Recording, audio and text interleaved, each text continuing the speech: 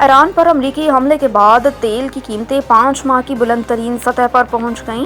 پیر کی صبح burnt crowd futures کی قیمت $1.92 اضافے کے ساتھ $78.93 فی بیرل تک جا پہنچی، جبکہ امریکی ویسٹ ٹیکساس انٹرمیڈیٹ WTI خام تیل $1.89 اضافے کے ساتھ $75.73 فی بیرل پر پہنچ گیا۔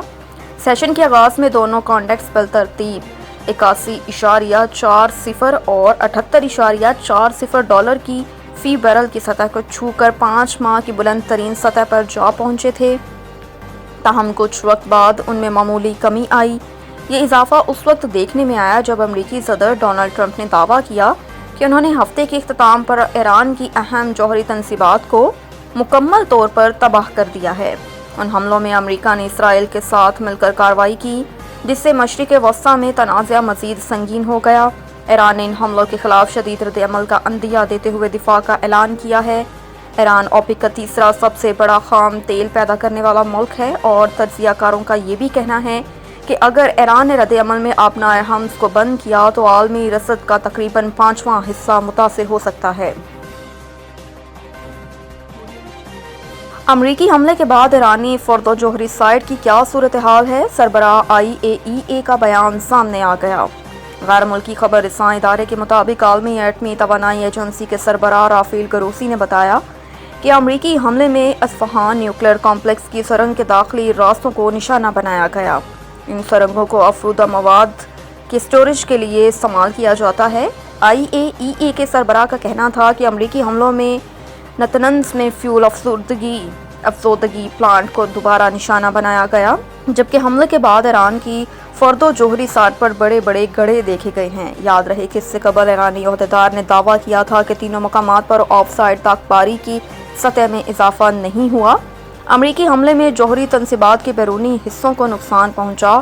ایرانی عہدیدار کے مطابق امریکی حملے سے پہلے تینوں جوہری تنصیبات کو خالی کرایا گیا تھا۔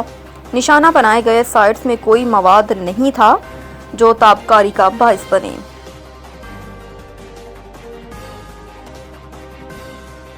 بلاول بھٹو نے پیپلز پارٹی کی طرف سے بجٹ کی حمایت کا اعلان کر دیا۔ قومی اسمبلی سے خطاب کرتے ہوئے پاکستان پیپلز پارٹی کے چیئرمین بلاول بھٹو زرداری نے خبردار کیا۔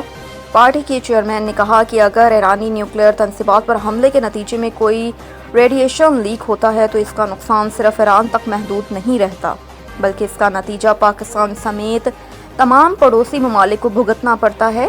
بلاول بھٹو زرداری نے نہ صرف اسرائیل کے ایران پر حملے کی شدید مذمت کی، بلکہ بھارت کے وزیر اعظم نریندر مودی کو ایک بار پھر اسرائیلی وزیر اعظم نتن یاہو کی سستی کاپی قرار دیتے ہوئے اسے ہر محاذ پر شکست دینے کا دعویٰ بھی کیا۔ اسپیکر سردار ایاز صادق کی صدارت میں جاری اجلاس سے خطاب کرتے ہوئے بلاول بھٹو زرداری نے کہا کہ ہمارے خطے میں بھی نتن یاہو کی ایک سستی کاپی موجود ہے، اور ہم نے اسے جنگ کے میدان، سفارتکاری کے میدان اور بیانیے کے میدان میں شکست دی ہے۔